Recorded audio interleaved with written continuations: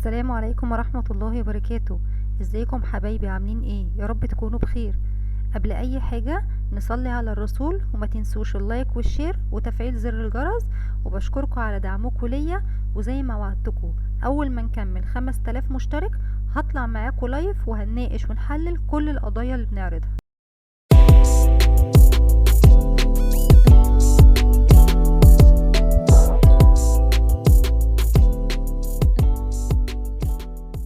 النهاردة هنناقش مع بعض قضية مازن ابن محافظة الإسكندرية.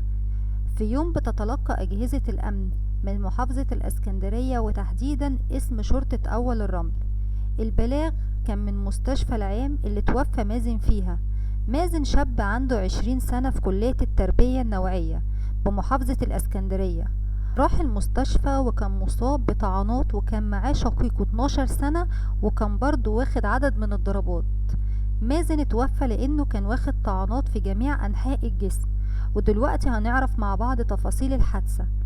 أول ما بيوصل البلاغ لأجهزة الأمن بتتجه على طول على المستشفى علشان تبدأ التحقيقات، وعلى طول الناس قالوا إن الننة هو اللي خلص عليه. يا ترى مين هو الننة؟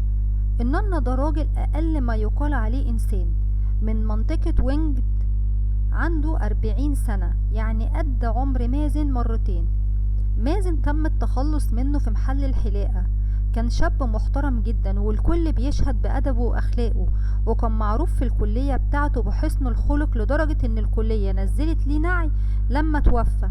مازن ونانا جيران اتخانقوا او حصل مشادة كلامية ما بينهم بسبب كيس زبالة، ولكن الناس اتدخلت وصلحت ما بينهم. انتهت المشكلة تاني يوم مازن رايح يحلق هو واخوه الصغير، وهو عند الحلاق اتفاجئ بنانا داخل عليه وبيطعنه طعنات مميتة، ولما اخوه حاول يدافع عنه اتضرب هو كمان. الناس اللي في المحل حاولوا يدافعوا هم كمان اتضربوا كلهم واتصابوا، لكن الوحيد اللي كانت ضرباته مميتة هو مازن، لكن الباقي كان نانا بيعوره بس. وطبعا خلص على مازن وهرب.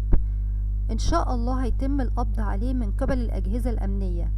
الناس كلها في حالة صدمة من موت وقتل مازن، والسبب كيس زبالة، لكن السبب الحقيقي هو بلطجة نانا. وللأسف احنا المجتمع دلوقتي فيه كتير جدا زي نانا. السؤال اللي هنفضل نسأله لحد امتى هنفضل نعيش وسط مسجلين الخطر والمجرمين؟ وفي النهاية بندعي المازن بالرحمة والأخوه بالشفاء وللأهل بالصبر. وحسبي الله ونعم الوكيل في نانا وأمثاله. دمتم في أمان الله، والسلام عليكم ورحمة الله وبركاته.